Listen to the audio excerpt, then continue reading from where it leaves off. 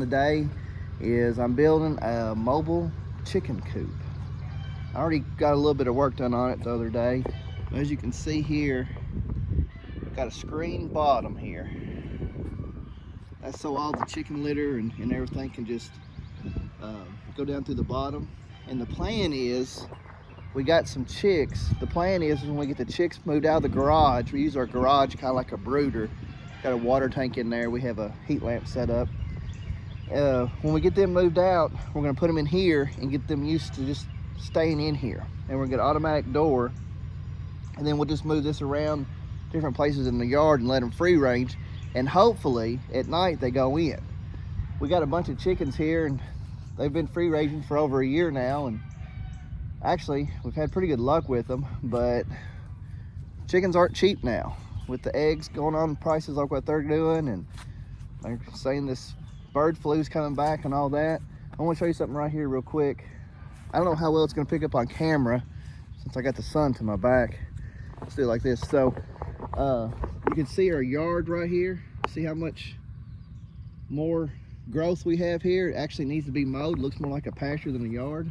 We haven't mowed yet this year, but and then you see over here, you see the noticeable difference.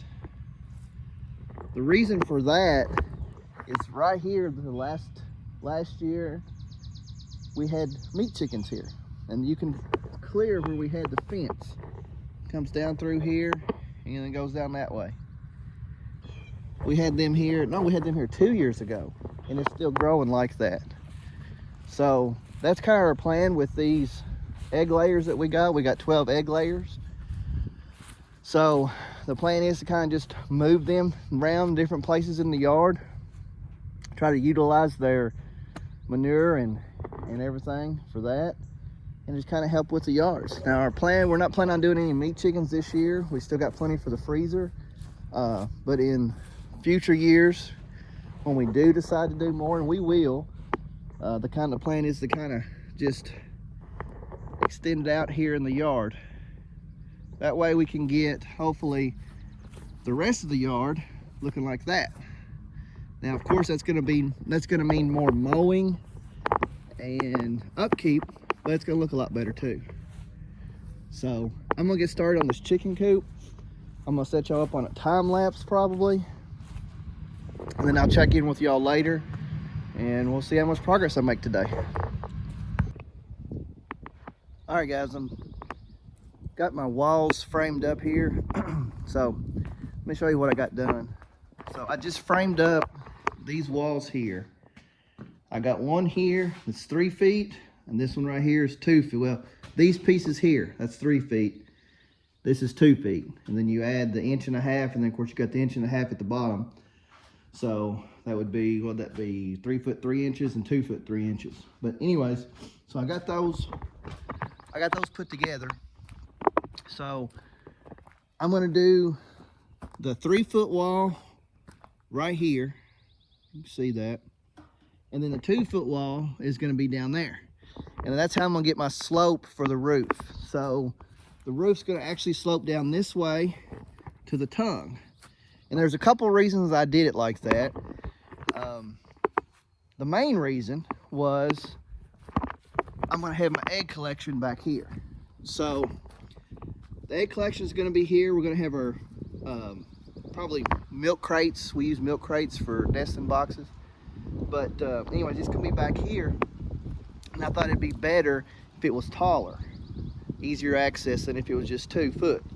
So, and then number 2 is, I don't know if you can see this trailer frame, but the wheels here actually are a little bit further back. So what we have is the front end of the trailer is a little bit longer than the back end of the trailer.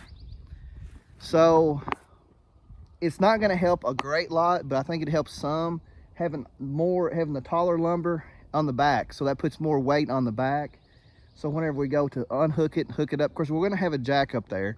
I don't think this is going to be something light enough for us to really be able to move by ourselves per se. I'm not really making it like that. I mean, it'd be great if it was, but I don't think it's going to be. So we're going to have a jack, but my thought is the more weight that I have on the back, the more balanced it will be. And those of you, if you ever have any experience with trailers, the easier they are, and small trailers that is, the easier they are to hook up, the better, right? So that's my thought. Like I say, it'll help out some. It won't help out a great lot because we're only talking a foot of lumber.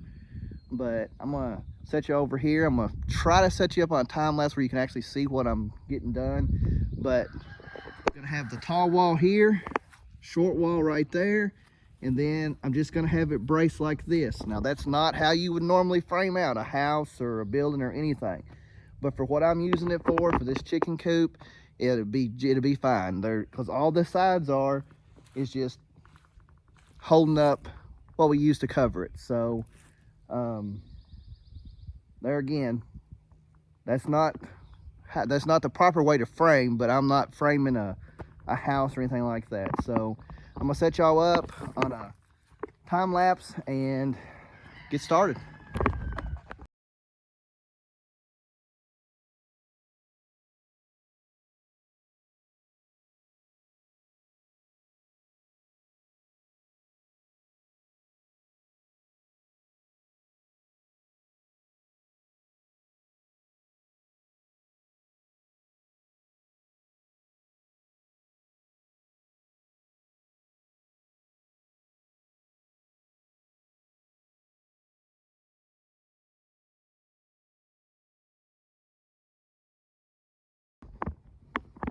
All right, guys, let me show you what I've got done.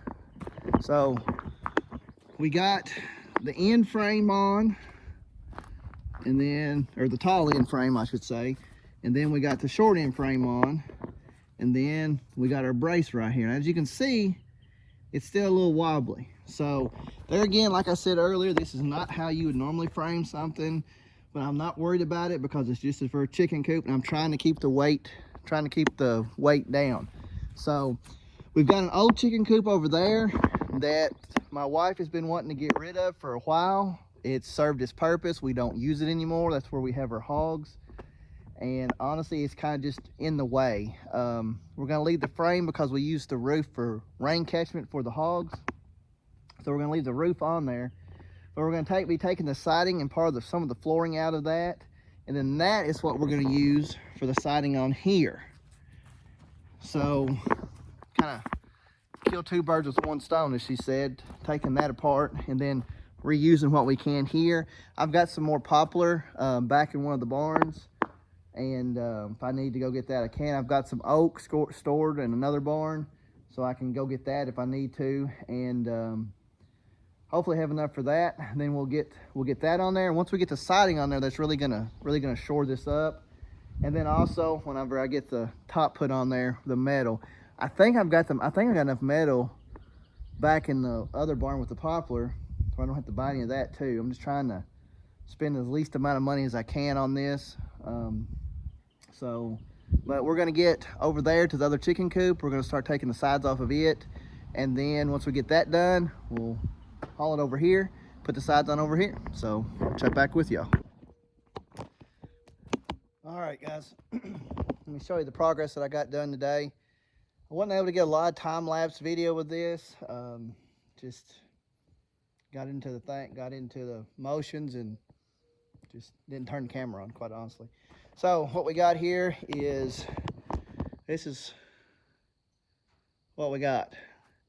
So all this wood we took off of an existing chicken coop that we had. That way we didn't have to buy any of the sides. There's what we use for nesting boxes, milk crates. We already had those. I used one of my braces here as a way to keep these milk crates in nice and tight. You can see there we got our roosting rod. I had made that some time ago. Didn't use it anymore. So I took it down and we put it in here. Got the 2x4s down on each side and in the middle to hold the wire here on. Then I had this leftover piece of, I think it's called LP Smartboard, I believe. And it, as you can see, like maybe 8 inches or so, 10 or so maybe, of covering that. But we had leftover hardware cloth from the floor. So we just put it there, give ventilation, stuff like that. And then also in the winter, it's pretty well sealed up here. This wood, it's not green. It's cured, it's dried, it's been on that coop for 10 years, I guess, or longer. So in other words, it won't shrink. If I'd went to the sawmill, if I'd went to the Amish sawmill and purchased this, it'd have been green. So if you ever do that, whenever you put it on, you want to put it directly next to each other, okay? And then you'll notice after a few months or so, there'll be gaps in between your boards. And that's because as the lumber dries, it shrinks. It'll shrink and then it'll get a little bit thinner. But for the most part, you'll have your gaps. But this here the gaps won't get any bigger than what they already are because this lumber is dry, okay? So what I did, I spaced it out a little bit further back here in the back. And then where the roosting rods are, I tried to go, and the lumber, it's not completely square edges. I didn't edge the sides or anything like that. But the lumber, I tried to put as close as I could. Just for the winter, whenever they're in here for the winter, roosting, and keeps the wind off of them. So next step on this is get a roof on it. I have the metal on another coop that I had built a few years ago that it honestly, it didn't work out like I thought it would work out. We don't use it. It's hard to move, and it was honestly just something I threw together because we needed something quick, and it just don't work for what we wanted it to. So I'm gonna take the metal off of that. Eventually, probably just take that coop apart whenever I need the parts from it and use it for other things. So, but that'll be the next step, is to get the metal off of that, to get the metal on here, and then fix my door back here. Right now, and I might change it when I get into it, seems like whenever you do stuff like this, when you get into it, I always end up changing. But right now, the plan is to have the door from here to here, and then just make this solid. And I will change it whenever I get into it, if I think I need to, if that's something I think I need to do. So gonna do that, and then get an automatic coop door. And I think right now, and we might change our mind, but right now our plan is to probably put the automatic door right in here. That's kind of where we had planned for it. As you can see in here, there's a space between the nesting boxes and the roosting rods. And I think right there would be a good place to put the automatic door. So we'll put the automatic door somewhere in here, and then I will have a ramp for them to be able to get down onto the ground. And then I'll likely try to hinge that to where whenever we do move this, I can just fold it up and it's out of the way. It don't drag on the ground or anything. And then I still need to take the tires off and hopefully just be able to get tubes for them and have tubes put in there. If not, I'll just have to try to find some used. Actually, that wheel looks, I just noticed, I don't know if I'll be able to use that wheel there or not. It's rusted all the way through. I just noticed that. Might have to come up with something different for that. Might have to try to find the wheel. So 1, 2, 3, 4, 5. Might try to find a 5-lug wheel. I actually might have one that I found that had floated up down on the river. Whenever we was down there, I found it. This one here looks okay. So I should be able to just have a tube put in this one. I very likely will have to try to find a wheel for this one. I don't really want to buy a new wheel. Those get up there. I don't know, might be able to find one in the junkyard or something. Not sure. Not sure at all. So I'll just have to try to figure out. Might be able to have it welded. I don't know. Sometimes those, which this is not ever going to be on the road. We're not planning on taking this on the road. It's not going to be up high speed. The only thing this is going to do is we're going to be moving it around our yard. our property for the chickens. So, you know, really and truly, I could probably leave the tires flat, and it really wouldn't matter. It's not no more weight than what's on it. It's not going to hurt the yard at all. No more weight than what's on it. In fact, I drug it up here, and as you can see, it didn't do anything to the drive. So I'd like to get it fixed. If I can find a wheel, I'll probably do that. If I can't find a wheel, then I might just leave it. So, because the goal was to try to get this and not have a lot of money in it. I bought the 2x4s and the hardware cloth. The 2x4s that I used to frame it. And then what I used here in the center was just scrap that I have had laying around. I think the hardware cloth and the 2x4, and I have 2x4s left over. I didn't use all the ones that I bought. But I think it was around $70 for the 2x4s that we bought for this and the hardware cloth. But like I say, I had 5 2x4s left over, I think, something like that.